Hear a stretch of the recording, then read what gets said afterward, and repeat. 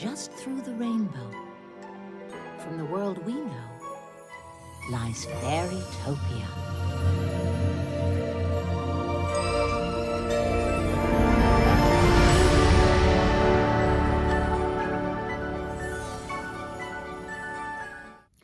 Welcome to the Magic Meadow. Today we're going to be discussing something I've been passionate about for a long time. And I think it doesn't get brought up enough in today's political discussions, when it clearly has a lot to say about society today. I am of course talking about the 2005 to 2007 trilogy movie series Barbie Fairytopia, starring Barbie as Alina. I just want to preface this video by saying, this video is 100% serious textual analysis. This video is for scholars only. I'm not here to make jokes, I'm not here to play games. I'm here to do a serious, close reading and critique of a classic Barbie film. Also, I want you to see this Barbie t-shirt that I bought at Forever 21 a couple years ago, before it closed. I will be selling it marked up to like $457 because I estimate that is the current value now that Forever 21 has forever closed its doors. Okay, so first movie opens and we meet Alina. She's a wingless fairy living in the Magic Meadow. Right away we learn that she is ostracized from some of the other fairies living in her community because she has no wings, and she has two main friends. One of them is another fairy named Dandelion, and the other one,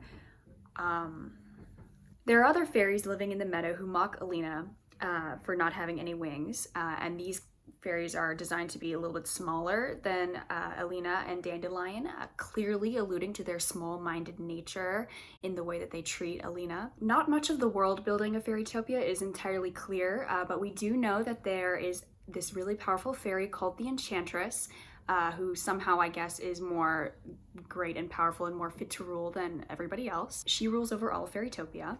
Fairytopia is also divided into 7 regions for the 7 colors of the rainbow, obviously, and each region has its own guardian. Now, the plot of Fairytopia 1 really gets kicked off when we find out from the pixies that Topaz, the guardian who sees over the Magic Meadow, has gone missing.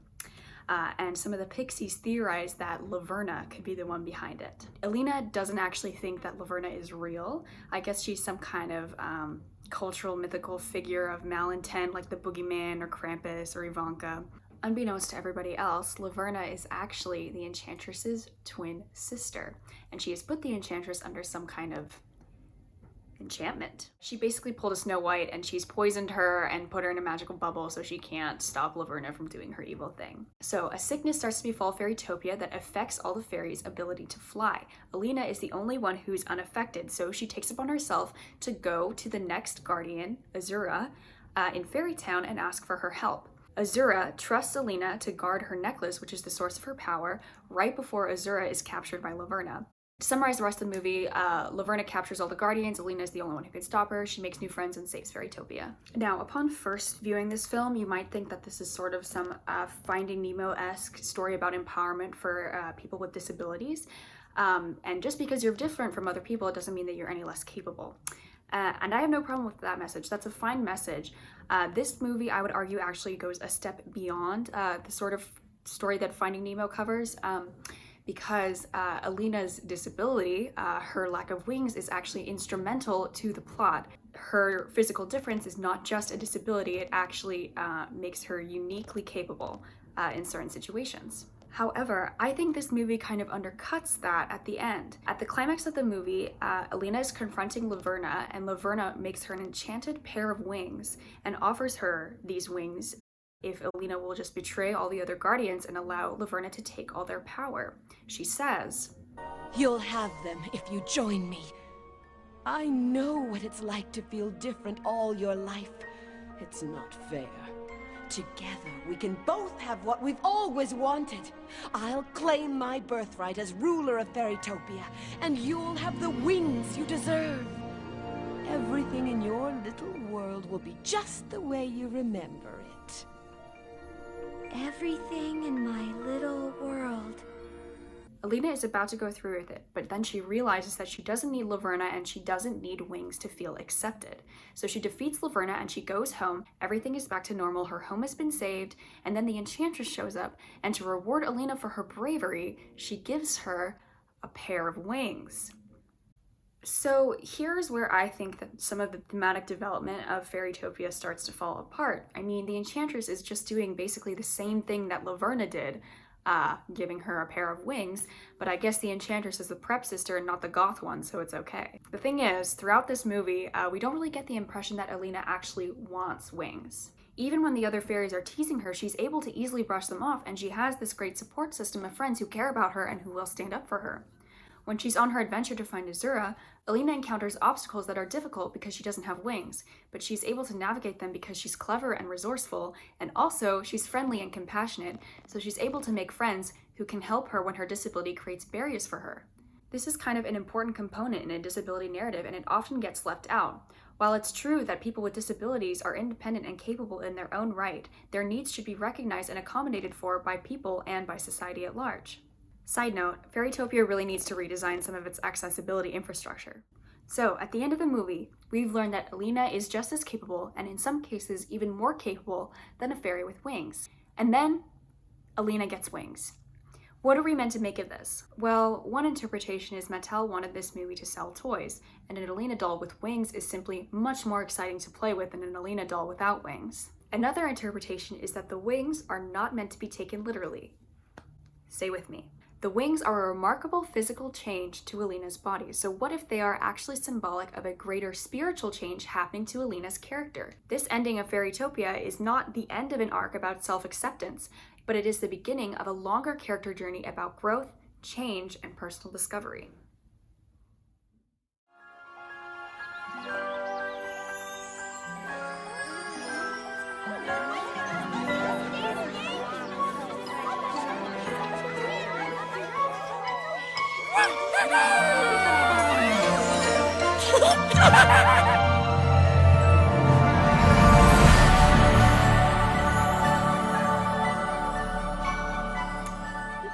All right, it's a new dawn, it's a new day. Welcome to part 2, thanks for sticking with me. So we're on to the next movie, Mermaidia. Alina gets news that the Prince of the Mermaids, Prince Nalu, has been captured by Laverna's henchmen. Laverna is trying to find the immunity berry, which is located somewhere in Mermaidia, and if she gets her hands on it, it will make her immune to all forms of magic. Alina goes to Mermaidia and meets Nalu's friend, Nori. It's heavily implied that they have a little thing going on the side, but we'll get to that later. Anyways, Alina needs Nori's help to navigate the mermaid world, but Nori is very reluctant to work with Alina because she sees her kind of like a romantic rival for Nalu. Nalu and Alina met for like 2 minutes in the first movie and they held hands, but that's as far as that went. Anyways, during the first part of the movie, Nori and Alina have this sort of competitive relationship where they're always trying to outdo each other. Nori keeps trying to lose Alina so she can save Nalu on her own, but they figure out that they need each other specifically because of their differing abilities. Alina is out of her depth, in Mermaidia, but Nori is a really strong swimmer and she knows Mermaidia well, and Alina has wings so she can get to some places that Nori can't. And also, her open and friendly nature gives her an advantage because people are more likely to divulge important information to Alina, whereas Nori is more abrasive and direct. On their quest to track down Nalu, Nori and Alina meet an oracle which tells them they'll need to go to the bottom of the depths of despair and seek out the Mirror of the Mist, which will show them where to find Nalu. The oracle warns Alina that in order to get to the bottom of the depths, she'll need to exchange her fairy wings for a mermaid tail, and she gives Alina a necklace that can do just that. Once activated, however, the necklace has a time constraint, where if Alina is not out of the water by the time the last pearl turns white, she will have a mermaid tail forever. Kinda seems like if you can make a necklace that can change your fairy wings into a mermaid tail, you should just be able to make another necklace that you can change your mermaid tail back into fairy wings, so you don't have to deal with a time constraint, but whatever, for the sake of the plot. Alina is very disturbed by this. She just got her wings and she really wants to keep them, but Nori assures her that she'll be able to get them both to the bottom without Alina having to give up her wings. As it turns out, she can't, and Alina has to give up her wings to save her. And there's a really beautiful moment of solidarity between these two when they both save each other from the depths of despair and make it to the bottom, but of course, at what cost? So, just like in the last movie, we have this physical transformation going on for Alina, and according to my theory, this means that there is some emotional change happening to her character as well. The first transformation was given to her by someone else, the Enchantress. That was a moment of validation for Alina, the moment when she fully assimilated to her people, the fairies, and became one of them. But this transformation in Mermaidia was one that Alina initiated herself. Yeah, she was kind of forced into it under the circumstances, but I believe this is still an important and telling moment for her character. She is sacrificing her own identity for others, and I believe this also represents Alina questioning her own identity. Some of the girls and the gays know where I'm going with this. I think this was the beginning of a bisexual awakening for Alina. Stay with me. Okay, so in the first movie, as I just mentioned, Alina and Nalu get this really odd moment where they're kind of flirting with each other. He's kind of into her, she's being really nice and shy, and then they leave off as friends. It's kind of a forgettable moment, except that he's like the only returning male character in the whole series, unless you count... Anyways, so that happens, and then at the end of the movie, Alina gets her wings. And now I've already said that this represents her assimilating to the fairy race and fully becoming one of them, but I think this was also her assimilating to straight culture. Now, I know some of you think it's pretty rich of me to bring up straight culture in a discussion about Barbie movies, but just hear me out. Let's talk about Azura for a second. Azura is the blue guardian of Fairytopia, and in the first movie, she trusts Alina to guard her necklace because she sees that she has the rainbow in her eye. I mean, we can talk about subtext, but this isn't even that subtle. In the later movies, Azura becomes a sort of mentor figure to Alina. My read on Azura is that she is a gay elder living within straight society. I mean, she's literally a magical woman living alone in a cottage surrounded by flowers who has tea parties by herself. I think that Azura recognized that Alina was different. She had already been rejected in some way by society, and because of that, Azura knew that Alina could not be seduced by Laverna's enchantments and promises of acceptance. So she gives Alina her necklace, the source of her power, to keep it safe, because she knows that Laverna will come after her. And then, when Alina goes to rescue the Guardians, she almost gets taken in by Laverna, but she resists, and we see that shot of Alina with the double rainbow in her eyes, exactly what made Azura trust her in the first place. But at the end of the movie, it's not Azura who gives Alina her wings. The Enchantress is the one to come to the Magic Meadow and bestow Alina with a new necklace, one that will give her wings. These movies have a weird fixation on magical jewelry, but that's a discussion for another time. The Enchantress handing over the necklace to Alina is symbolically different to when Azura handed over her own necklace. When Azura gave away her necklace, it was a testament to Alina's character, her purity, her ability to resist temptation. When the Enchantress gives Alina a necklace, it is less personal. It is a means of making reparations and thanking her for her service. And I guess the Enchantress assumed the best way to do that would be to make Alina like everybody else. I've already argued that I don't think Alina wanted this, or at least she didn't consciously. I think she was eager to accept this offer, however, because it meant she could assimilate, even if that wasn't the most honest thing to do for herself. The Enchantress is basically a symbol of the Fairytopia majority, and she's offering Alina, who has been excluded from society, a chance to fully become part of it. I think Alina still wasn't secure enough in her identity, so accepting the wings from the Enchantress was basically an act of repression. But now, in Mermaidia, Alina meets Nori, and she changes her appearance again, this time of her own volition. And for the rest of the movie, Alina's sort of trapped in this limbo, racing against the clock of another magic necklace that might turn her into a mermaid permanently. So, Nori and Alina make it to the bottom of the depth of despair, and they find the Mirror of the Mist, and it shows them where they can find Prince Nalu. At this point, I think Nori recognizes the sacrifices that Alina has made for her on this journey, and they start to work fully as a team, which she was pretty reluctant to do, even when she stopped being openly hostile. When they come out of the depths of despair, they are each marked with the crest of courage because they braved the depths together and they came out alive. They literally got matching tattoos after saving each other's lives. I don't even know if there's anything more I can really say about that. Nori and Alina work together and track down Nalu and they rescue him, but Laverna's fungi have found the immunity berry. They seal it back and there's a chase scene where the mermaids are throwing the immunity berry between them and trying to keep it away from the fungi. At the same time, Alina's necklace is starting to revert back to its original color, and she needs to get out of the water so she won't stay a mermaid forever. She's holding onto the immunity berry and she just manages to make it to the top of a waterfall in time, but Fungus is there and he threatens to poison all of Mermaidia if she doesn't hand over the berry. So she does, and he drops the poison anyway. The drama. Alina dives after the poison and saves Mermaidia, but she dooms herself to become a mermaid forever. Once again, Alina has sacrificed herself for the mermaids, and by extension, she has sacrificed herself for Nori. Nalu believes that it was all in vain because Laverna got the immunity berry, but then Nori reveals to him that she and Alina switched out the immunity berry for one that looked similar, that when eaten would reveal one's true self. I'm sure you can see how this movie's going to end, but bear with me. Alina is devastated because she thinks she can never return to the Magic Meadow and she'll never be able to see any of her friends there ever again. Which, I don't know why Dandelion can't just come fly to see you, but it's a tender moment. Nori is actually the one to come up with the solution. She suggests that Alina eats one of the berries that reveals your true self. This is another gift along the same lines as those given by Azura and the Enchantress to Alina, but rather than offering access to power or societal acceptance, Nori is giving Alina the chance to be herself, separate from what other people might want her to be. When Alina worries that her true self may not have wings, Nori says, Would that be so horrible? You'd be you. Smart and brave and everything that makes you special. So, Alina eats the berry, and, a staple of all Barbie movies, she gets her magical girl transformation. She turns back into a fairy, wings included, but her appearance is not the same as it once was. That's right, we have another physical transformation paralleling an emotional one. Her costume design now clearly reflects her time as a mermaid.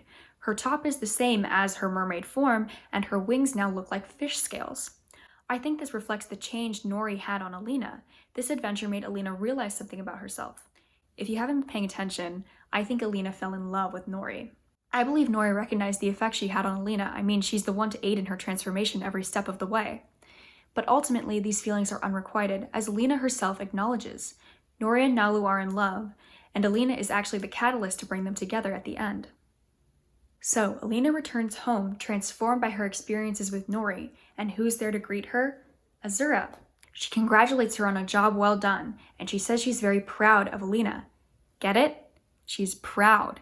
She's proud. We end this movie with an Alina who has gone on another personal journey of self-discovery and learned more about herself. Now that she's had a hand in forging her own identity, as is evident in her new style, we can assume that she's more secure than when she was when the Enchantress was the one to choose her identity for her. Don't worry though, we still have one more movie to go, and Azura tells Alina that she'll be seeing her again soon, so we can assume that her metamorphosis is not complete yet.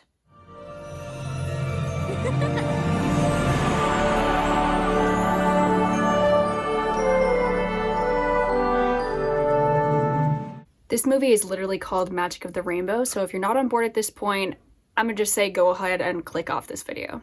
Alright, we're on to part 3, so there's a couple things I want to address. Yes, I am using a proper tripod this time. My hair does look a little bit different. The Barbie shirt has returned.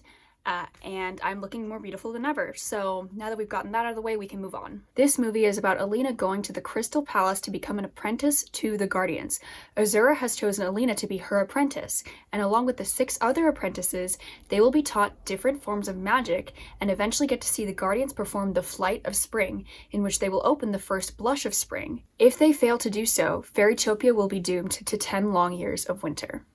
So, this movie is the conclusion of Alina's arc. It's the last movie in the franchise, though this is not actually the last time we get to see Alina. Magic of the Rainbow solidifies Alina's confidence in her identity, as well as her place in fairy society going forward. It also kind of confirms Azura's role in the narrative we've been constructing so far. Alina is being set up to take on Azura's role as a guardian in Fairytopia. Azura, an LGBT elder, has so far helped Alina on her journey to discovering herself, and now she's passing on the torch for Alina to become a leader in her community. Alina arrives at the Crystal Palace having already made a name for herself. People know who she is, because she's literally saved the world twice. The first friend she makes is this really boring twink named Lyndon. He's the apprentice for Topaz, the Yellow Guardian, which, fun fact, was the guardian of the Magic Meadow who, in the first movie, got captured by Laverna. The second friend she makes is a cottagecore lesbian named Glee, and, what do you know, she also has a puffball, and Bibble gets a girlfriend. This is literally the worst plot detail in the movie, but it's also as heterosexual as the movie gets, so I guess they had to give the straights something. But Alina doesn't have it easy. Literally everyone else seems to have it out for her, simply because she's blonde and hot and famous and nice and so naturally gifted that she can barely control her own powers. This one fairy, Sunburst, who's a sparkle fairy, is especially hostile towards Alina, probably because she has more Instagram followers, and they literally throw hands multiple times before she gets body snatched by Laverna. Laverna in this movie, in addition to wanting to take over Fairytopia, wants to get revenge on Alina because she's now defeated her twice. So she tries to sabotage the Flight of Spring and cause 10 years of winter. Don't really know why she would want to do this, but sis has a fair skin type, maybe this is easier than buying sunscreen. At the end of the last movie, Laverna ate the fake immunity berry, the one that reveals your true self, and it turned her into a toad, which is fine. Not all of our true selves can be blonde bombshell Barbie dolls with wings. Laverna then comes to the Crystal Palace, and she tricks Alina into freeing her from her toad form. When Alina tries to warn the other Guardians that Laverna is back, they don't believe her. Once again, it's Alina versus the Straits. Now that Laverna is free, she poisons the Guardians and makes them fall into some kind of coma. The Enchantress steps in and says that the apprentices will have to perform the Flight of Spring in their place. Laverna traps Sunburst underwater, which is her weakness as a sparkle fairy, and takes her place in the flight. Alina has sort of noticed that Sunburst is acting a little weird, but in the middle of the flight, Laverna reveals herself to Alina, I suppose for dramatic effect. Alina knows that she has to do something, so she leaves in the middle of the Flight of Spring to go find the real Sunburst. Now you might be wondering, why doesn't Alina just go tell the Enchantress that her evil twin is impersonating one of the apprentices? Well, I think to a certain extent, Alina doesn't trust the Enchantress. I mean, she's never been able to adequately defend Fairytopia from her own sister. The Enchantress didn't even appear in the last movie to help defend the mermaids from total destruction at the hands of Laverna. Maybe that's something Nala should bring up with her in their next diplomatic meeting. At this point, Alina is so used to being discounted by the people above her, so she decides to take matters into her own hands. Alina rescues Sunburst and brings her back to the Blush. They confront Laverna, and she fully transforms into herself, and she says to the Enchantress, Make a move on me, and I will destroy your first blush of spring, and all of Fairytopia will be plunged into winter. Tell me what you want. I want you to step inside this spell chamber, where all your powers will be useless, and abdicate the throne of Fairytopia to me. The Enchantress clearly needs to spend more time with her sister because she hands over her crown and steps into the chamber, and then, obviously, Laverna starts to destroy the Blush anyway. This is literally the same twist as what happened in Mermaidia. You'd think the Enchantress would be able to see this coming. Alina once again has to step up to the plate. You know, some of these other characters like to complain about Alina's celebrity and say she's not all that, but she wouldn't be all that if literally anyone else was willing to take one for the team. Alina jumps in front of the Blush and takes a hit from Laverna's destructive magic. Laverna is literally going to kill her, and then the other apprentices finally figure out that they have to do something. They start to use their own magic on Alina, and this initiates her final transformation.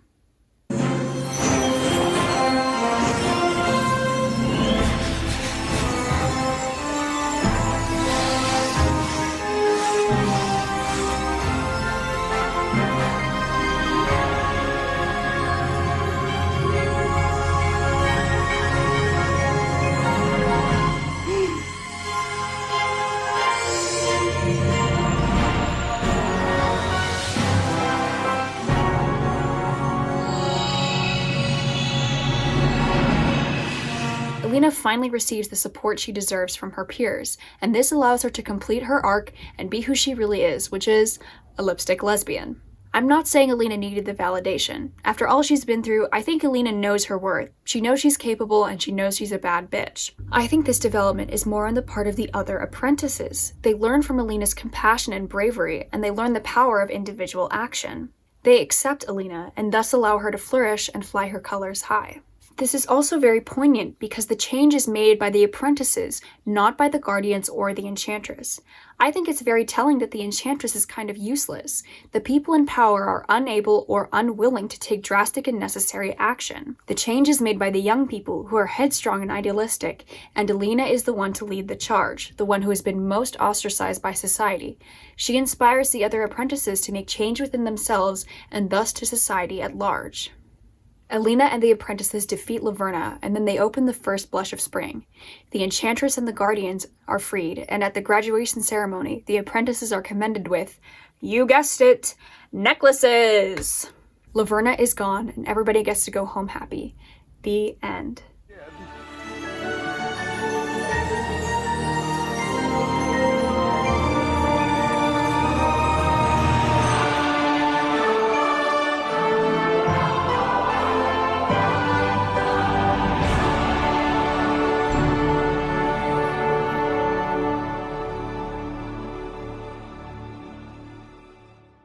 So, you might be looking at the runtime of this video and the content of this video, and you're asking yourself a pretty big question that I myself am also asking. Why did I make this? Well, the big picture answer is that good gay representation and good queer narratives are kind of few and far between. And though that is changing in the modern age, which I am very grateful for, I think I missed out on having some positive gay representation in the media I grew up with. And I think it's interesting to reflect on the subtext of some of that media I did grow up with and how that may have influenced me down the line, as well as to superimpose some of my own narratives onto stories that I already have a lot of nostalgia for. The even bigger picture answer to why I made this video is probably the state of this country and its national response to COVID-19. The small picture answer is, sometimes you have a thought in your head, and to get it out of your head, you have to write a 5,000-word Google Doc, and if that doesn't work, you have to speak it into a camera, and if that doesn't work, you have to spend hours editing it and uploading it to YouTube. I guess we'll find out if I got that far if you're watching this video right now. Thanks for watching, let me know your thoughts, and remember, the most beautiful thing you can be is yourself.